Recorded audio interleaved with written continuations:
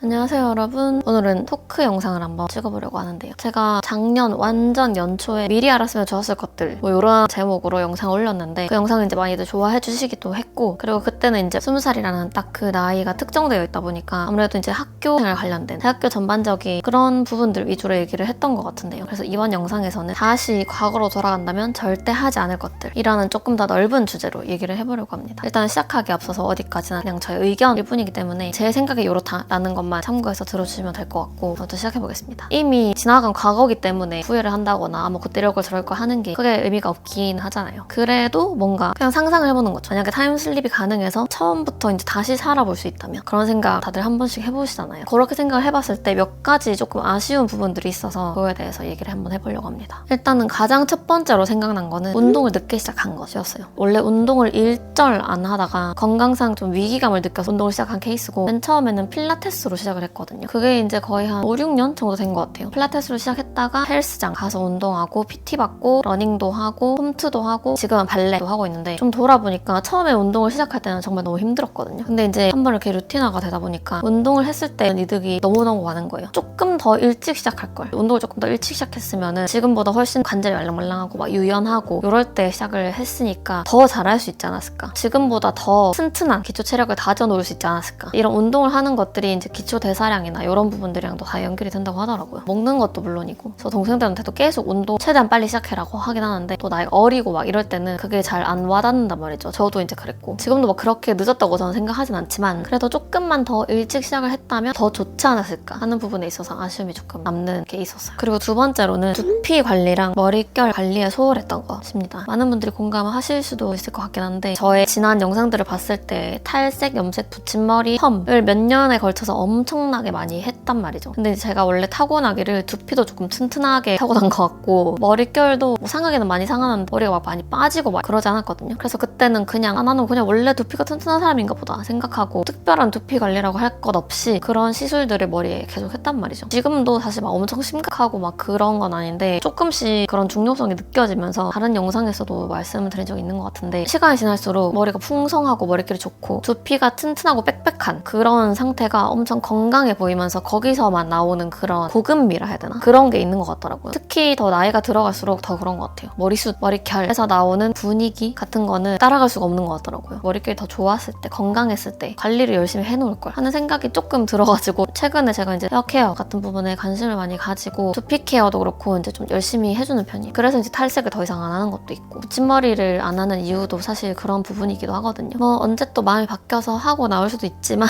지금은 이거 다 제 머리예요. 그냥 머리가 많이 길기도 했고, 그래서 이런 부분들을 조금 더 일찍 중요성을 깨닫고 관리를 해줬으면 좋지 않았나. 그리고 세 번째는요, 이건 좀 사회 초년생 시절에 어차피 소액이라고 저축하지 않고 다 써버린 것인데요. 저는 이제 좀 일을 빨리 시작한 편이어서 알바도 예전에 많이 했었고, 그러니까 유튜브도 좀 일찍 시작한 편이어가지고 사회 초년생 시절에는 이제 사실 돈을 그렇게 많이 벌지 않잖아요. 특히 파트타임으로 일을 하다 보면은 엄청 추가 근무를 하고 막 하지 않은 이상은 월급의 개념이라는 게 사실 좀 직장인의 것과는 다르다 보니까, 그래서 그때는 진짜 그냥 딱 내가 쓸 용돈 정도만 벌었단 말이죠. 그래서 이거 조금 번 거 내가 열심히 일해서 번 거니까 내가 쓰고 싶은데 써야지. 그거를 내가 사고 싶은 거 사고 먹고 싶은 거 먹고 놀러 가고 싶은데 놀러 가고 이런 데 다 써버린 거예요. 물론 이제 그런 재미들이 분명히 있죠. 사실 이제 이 부분이 조금 아쉽다고 느낀 거는, 그 통장에 쌓인 잔고의 액수는 사실 별로 중요하지 않은 것 같아요. 일정 수입이 들어왔을 때 거기서 이제 일정 부분을 떼서 저축을 한다는 그 행위 자체가 되게 중요한 것 같더라고요. 이렇게 저축을 하는 행위들을 반복하면서 루틴화를 통해서 나의 습관으로 만들어놨을 때, 나중에 이제 진짜 직장인이 됐을 때, 사회초년생 시절보다 벌어들이는 수입의 액수가 조금 더 커졌을 때, 그때 이제 나의 소비 습관에도 이런 것들이 영향을 많이 미치는 것 같더라고요. 그래서 조금 더 이제 어릴 때, 특히 막 초년생 시절에 경제적인 습관들을 만들어놨다면 효율적으로 돈 관리를 잘 할 수 있지 않을까 하는 부분에서, 그 전에 영상에서도 얘기를 한 적이 있는 것 같은데, 경제관념을 만들어 놓는 그 나이는 사실 어리면 어릴수록 전 좋다고 생각하거든요. 빠르면 빠를수록 좋다고 생각하고, 그래서 지금도 제가 막 엄청나게 재테크라든지 막 돈 관리를 잘하고 막 이런 편은 아니지만, 그래도 이제 조금 지출을 계획적으로 한번 해보려고 노력을 하고 있거든요. 그 일을 하는데 들어간 내 시간이 숫자로 남지 않으면 증발된 것 같은 그런 느낌이 나중에는 들어가지고, 요즘 같은 시즌에도 저축이 능사는 아니다라고 하긴 하지만, 그것도 저는 어느 정도 저축하는 습관이 들여지고 시드가 좀 만들어졌을 때 그 다음을 또 고민해보는 게 맞다고 생각해서 요게 또 한 가지가 떠오르더라고요. 그리고 네 번째는 방금 제가 얘기한 거랑 어떻게 보면 약간의 연장선이기도 한데요. 지금의 내 입장이나 내 상황이랑은 전혀 관계없는 일이라고 판단하고 공부하거나 배우려고 하지 않은 것입니다. 다양한 게 될 수 있을 것 같아요. 그러니까 뭐 투자에 대한 걸 수도 있고, 특히 사회초년생 때 투자할 돈이 없으니까 나랑 상관없는 일이야, 내가 지금은 몰라도 돼 하고 깊이 관심을 두지 않은 것. 법률 쪽도 그렇고, 학교 다닐 때만 해도 저는 이제 제가 전공을 너무 배우고 싶어서 선택한 전공은 아니었어가지고 어차피 나중에 졸업하고 이쪽 일 할 거 아닌데 라는 생각이 조금 있었어요. 그래서 이제 그렇게 최선을 다하지 못한 것 같아서, 물론 이제 막 공부하고 하긴 했지만 대학교라는 그 상황에 빗대어 보자면 이런 거고, 그래서 지금도 그런 것들이 조금 있는 것 같아요. 하나의 예시로 들자면 노후 대비도 될 수 있을 것 같은 게, 사실 지금 뭔가 은퇴를 한다거나 나의 노후나 연금 그런 부분에 대해서 이제 막 크게 그렇게 신경 쓰지 않아도 돼 라고 생각을 할 수도 있잖아요. 지금 난 아직 젊고 나가서 일을 하면은 이제 뭐라도 해서 먹고 살 수 있으니까, 신체적인 조건도 되고 건강하니까. 근데 이제 사실 사람 일이라는 게 어떻게 될지 모르고 나의 상황이 또 어떻게 바뀔지 모르기 때문에, 저는 좀 전반적으로 이런 다양한 분야에 관심을 두고 기본 상식은 조금 알고 있는 게 미래의 나뿐만 아니라 현재의 나에게도 엄청나게 큰 도움이 된다는 거를 요즘에 좀 많이 느끼고 있거든요. 물론 저도 계속 막 새로운 걸 배우고 공부하고 노력하려고 하지만 쉽지는 않지만, 어떻게 보면은 이제 운동을 빨리 시작하지 않는 것도 여기에 한 카테고리가 될 수도 있을 것 같고요. 그 다음은요, 나한테 독이 되는 그런 관계들을 정이라는 이유로 더 빨리 끊어내지 못한 것입니다. 이건 특히 좀 인간관계에서 적용이 될 수 있을 것 같은데, 뭐 다양한 인간관계가 있잖아요. 가족이 될 수도 있고, 친구가 될 수도 있고, 동료, 연인이 될 수도 있고, 우리가 맺고 살아가는 인간관계는 굉장히 다양한데, 사실 그런 내가 만나는 모든 사람들이 다 너무 좋은 사람들이면 좋겠지만 그렇지 않은 경우도 존재하고, 그리고 그 사람이 나빠서가 아니라 그냥 나랑 결이 맞지 않아서 뭔가 좀 인연이 아닌 것 같은 그런 사람들도 분명히 있잖아요. 이제 그런 관계들을 내가 이 사람이랑 같이 보내온 시간 때문에, 같이 이제 공유하는 그런 추억 때문에, 그게 다 어떻게 보면 정이라고도 할 수 있으니까, 그런 것들에 아쉬움이 남아서 미래를 내다봤을 때도 그렇고 지금 내 상황만 봤을 때도 이 사람과의 관계가 나에게 독이 되는 해로운 그런 관계임을 내가 알고 있음에도 불구하고 그 관계를 좀 끝내지 못한 거, 그게 조금 아쉽더라고요. 관계를 끝낸다는 게 나 너랑 다시는 연락 안 할 거고 다시는 안 볼 거야 딱 잘라내고 손절을 한다는 게 아니라 적당한 거리를 유지하는 것도 저는 그 중에 하나라고 생각하거든요. 물론 이제 살아가다 보면 사회 구성원으로서 여러 사람들을 마주하면서 마냥 다 피할 수만은 없다고 생각하긴 하지만, 그래도 이제 내가 너무 에너지 소모가 큰 그런 관계, 내가 변해가는 모습들이 보이는데 그 변화가 내가 봤을 때 썩 나의 마음에 들지 않게끔 만드는 그런 관계가 있다면 조금 더 빨리 끊어냈으면 현명하게 잘 정리를 하는 게 나를 지키는 방법이 아닌가라는 생각이 들더라고요. 물론 이제 그런 관계들을 겪어오면서 배우게 되고 그런 경험들을 통해서 알게 되는 것들이 있지만, 굳이 내가 상처받는 길을 가고 싶어하는 사람은 없으니까, 그래서 그런 면에서 그 부분이 조금 아쉬움이 남는다라는 게 있었고요. 그리고 그 다음으로는, 이것도 어떻게 보면 건강이랑 관련된 건데, 물을 많이 마시지 않은 것입니다. 제 영상 오래 보신 분들은 아시겠지만 제가 예전에 야식 많이 먹고 인스턴트 많이 먹고 군것질 많이 하고 몸에 안 좋은 거 진짜 많이 먹었거든요. 운동도 안 하고 물도 진짜 많이 안 마셨어요. 처음에 많이 마시면 하루에 한 200ml? 진짜 많이 마셨을 때, 안 마실 때는 거의 막 물 반 컵도 안 마시는 경우도 많았고요. 근데 이제 지금은 그때보다는 많이 마시게 됐는데, 그러니까 솔직히 뭐 다른 거 다 못하겠다라고 하면은 저는 물이라도 많이 마셔줘야 된다고 생각하거든요. 찬물 말고 정수, 미지근한 물, 따뜻한 물이면 더 좋고, 물을 하루에 그래도 최소 800ml에서 1리터 정도는 마셔줬을 때 피부도 좋아지고 대사도 좋아지고 배변 활동에 도움도 많이 받고 안 좋은 게 없어요. 진짜 저도 연습을 통해서 물을 더 많이 마시게 된 거여서 이걸 조금 더 일찍 시작할 걸 하는 생각을 했습니다. 지나치게 많이 먹으라는 게 아니라 적정한 선에서 수분 보충을 계속 해주는 거 너무너무 중요하니까. 또 물 많이 마시면 감기도 잘 안 걸리고 진짜 좋은 점이 한두 개가 아니에요. 혹시 물을 좀 내가 너무 안 마신다 하는 분들이 계시다면 오늘부터라도 처음부터 많이 늘릴 생각 하지 마시고 조금씩 이렇게 목표치를 정해놓고 늘려가 보시는 걸 추천드립니다. 그리고 또 그 다음은 내 몸이 나에게 보내는 신호를 무시하는 것인데요. 그러니까 일을 하다 보면은 번아웃이 올 수도 있고 되게 지치고 힘든 순간들이 있잖아요. 근데 또 저는 아무래도 프리랜서다 보니까 직장인처럼 막 월급을 받는 개념은 아니다 보니까, 그래서 계속해서 일거리를 찾아 나가는 게 일상인데, 그러다 보니까 이제 좀 정신적으로 아니면 신체적으로 조금 힘든 상황이 왔을 때 그런 상황에서 중간중간에 휴식이랑 회복을 같이 해줘야 되는데 무시하고 그냥 계속 일을 했던 거죠. 일의 능률이 떨어지는 거는 말할 것도 없고, 제가 이제 좀 지치거나 이랬을 때는 컨텐츠를 보시는 분들도 그거를 어쩔 수 없이 느낄 수밖에 없다고 생각하거든요. 요즘에는 그 페이스를 좀 조절하면서 하고 있거든요. 너무 힘들거나 체력적으로 이제 좀 딸릴 때, 그럴 때는 너무 무리하지 않고, 예전에 막 몇 날 며칠 밤새서 하고 막 이렇게 했었는데 이제는 그런 체력이 안 되기도 하고, 적절한 휴식을 중간중간 해주지 않으면 나중에 몰아서 아예 그냥 다 쉬어버려야 하는 그런 상황이 올 수도 있겠다는 생각이 들어가지고. 근데 이거는 프리랜서뿐만이 아니라 직장인 분들이나 뭐 공부하시는 학생분들도 다 저는 비슷하다고 생각하거든요. 조금씩 적절하게 규칙적으로 쉬는 게 나중에 확 몰아서 하고 건강이 갑자기 확 안 좋아진다고, 내가 해야 되는 일 못하게 되고 어쩔 수 없이 쉬게 되는 그런 상황이 오는 것보다는 저는 훨씬 낫다는 생각이 들어가지고. 그리고 이제 그 다음으로는 요거랑 약간의 연장선이기는 한데, 나를 위해서 단호해지지 못한 것이에요. 이것도 여러 가지에 적용이 될 수 있을 것 같기는 한데, 내가 어떤 상황에서 뭔가를 원하지 않거나 혹은 그거를 원하지만 하지만 그게 나에게 해가 된다는 것을 알고 있을 때 하지 않을 결심, 거절할 수 있는 마음 같은 것들이 전 좀 부족했던 것 같아요. 노라고 단호하게 해야 되는 상황에서 그렇게 하지 못했던 순간들이 조금 아쉽다는 생각이 들고, 그리고 또 약간 비슷한 결로 내가 이제 뭔가 기분이 나쁜 상황에서 상대방에게 감정적으로 엄청 쏟아내고 막 이런 게 아니라 딱 적절한 선에서 내가 기분이 나쁘다는 걸 적합한 방식으로 표현하지 못한 것, 그것도 이제 단호하게 표현을 할 수 있는 부분들이 있잖아요. 좀 무례한 상황에서 기분이 나쁘다는 걸 딱 표현을 하지 않으면 계속 반복이 되더라고요. 뭐 이제 예를 들면 누가 이상한 말을 했는데 여기서 왜 그렇게 얘기하시지? 왜 이러시지? 막 이렇게 하면 상황이 조금 불편해질 수 있으니까 하하하 그냥 이러고 넘어간다거나, 이거는 지금도 제가 좀 하기 어려워하는 부분이기는 한데, 근데 그렇게 좀 기분 상함을 표현하는 방법들이 많이 있더라고요. 제 주변에 그런 걸 잘하는 사람이 있는데 누가 무례한 말을 하거나 기분 나쁘게 했을 때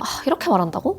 진짜 너무하네. 약간 이런 식으로 장난처럼 얘기를 하지만 말한 사람으로 하여금 혹시 내가 말 실수했나? 생각을 할 수 있게끔 그런 여지를 주는 화법을 되게 잘하는 그런 사람이 있어요. 그래서 그런 사람을 보면서 나도 이제 뭔가 이런 상황에서 현명하게 잘 표현할 수 있는 사람이 되면 좋겠다라는 생각을 하게 돼서 예전에는 조금 심했던 것 같아요. 단호하게 거절하지 못하고 이런 것들이 결국에는 내 감정이나 내 에너지, 내 시간을 소모하면서 뭔가를 견디거나 뭔가를 해줘야 하는 그런 상황들이 온단 말이죠. 낭비됐던 시간들이나 나의 에너지가 아까우니까 노 한마디면은 다 아낄 수 있는 부분인데, 물론 이제 사회적인 상황이나 관계에 따라서 유도리 있게 막 이렇게 하는 부분들도 당연히 있겠지만, 제가 말씀드리는 상황은 내가 스스로 선택할 수 있고 내 선택으로 인해서 아무런 실제로 불이익이 오지 않을 수도 있는데 눈치 보여서 아니면 뭐 다른 모종의 이유로 쉽게 거절하지 못하고 단호해지지 못했던 순간들이 종종 생각이 나서 그때 조금 더 스스로를 위해서 단호한 사람이 됐다면 어땠을까 하는 생각이 들더라고요. 그리고 그 다음은 질문하지 않은 것인데요. 일을 할 때도 그렇고 대화를 할 때도 그렇고 내가 잘 이해한 게 맞나? 우리가 지금 이렇게 하기로 얘기를 한 게 맞나? 그런 애매한 상황들 속에서 사실 한 번의 질문이면은 해결되는 거거든요. 혹시 제가 이해하기로는 이제 이렇게